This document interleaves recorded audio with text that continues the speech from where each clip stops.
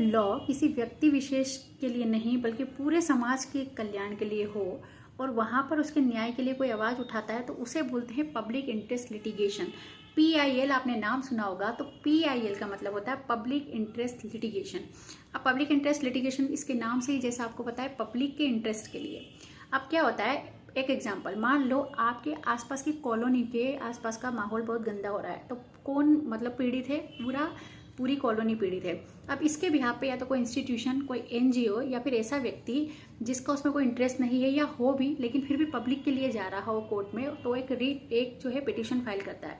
उसी पिटिशन को बोलते हैं पब्लिक इंटरेस्ट लिटिगेशन।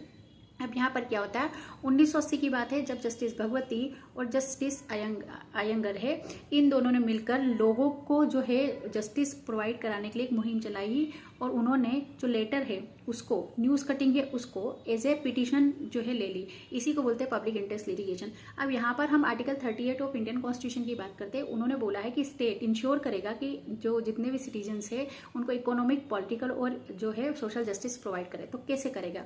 इस तरह से उसको प्रोवाइड करता है। और आर्टिकल हमने जो है कॉन्स्टिट्यूशन के आर्टिकल्स जो जितने भी दिए हैं जैसे 32 और 26, वो रेमेडीज की बात करते हैं। तो रेमेडीज कैसे मिलेगी? रिट से। तो रिट के अलावा ये भी पब्लिक इंटरेस्ट लिटिगेशन भी लगाकर आप जो है रेमेडीज ले सकते हैं। तो these are all about public interest litigation, जिसके कि 1980 में चालू हुआ था।